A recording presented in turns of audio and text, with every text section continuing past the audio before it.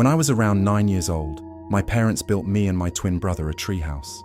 We lived in a very rural town in Washington state on 5 acres of land. The house and lawns took up about 2 acres of land, and the other 3 were woods. The treehouse sat in the middle of these woods that was hidden away from the trails inside the woods. It was a basic treehouse, nothing too fancy, but to my brother and I, it was the coolest thing in the world. We always wanted to sleep in the treehouse, but because it was in thick woods quite far away from the house, my parents said no. But when we were 11 years old, they finally said yes after we kept begging them. My brother and I gathered up some comic books, our Nintendo DS, flashlights and sleeping bags, and headed out to the treehouse after dinner.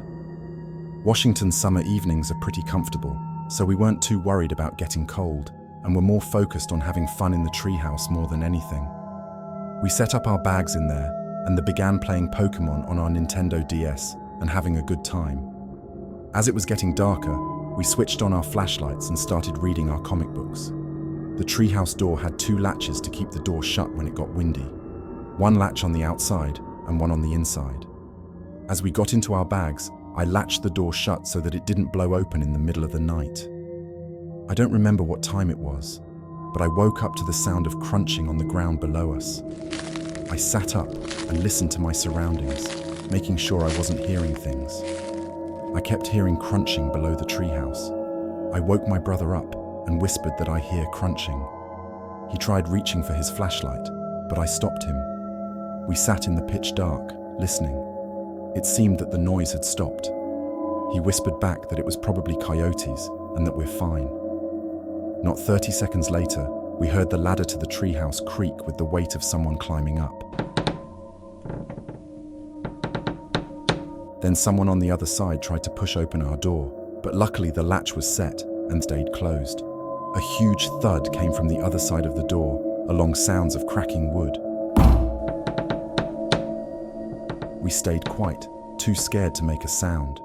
The next noise we heard was a thump on the ground, which sounded like someone jumping off the last bit of the ladder and footsteps walking away. After what felt like hours, but was probably minutes, we got the courage to sprint back to our house.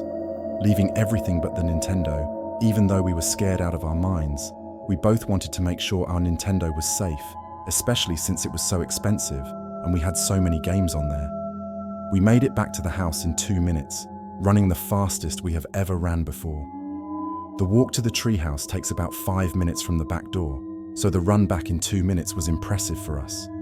We grabbed the key under the pot and opened the back door, locking it behind us. We both went into our room finally feeling safe. We didn't want to tell our parents what had happened, because we didn't want them to say "I told you so" and not allow us back out there. The next week, as we were in the post office with our mum, our neighbor who lived down the road from us walked in. As my mum and the neighbor got to talking, he told her that last week he found a very thin, greasy, homeless-looking man in his shed.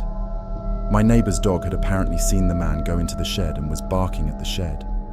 When my neighbor went to go check it out, he found the man in there, holding a rusty old knife. Luckily, my neighbor had brought out his hunting rifle with him, so the man dropped the knife. The cops were called, and the man was taken away.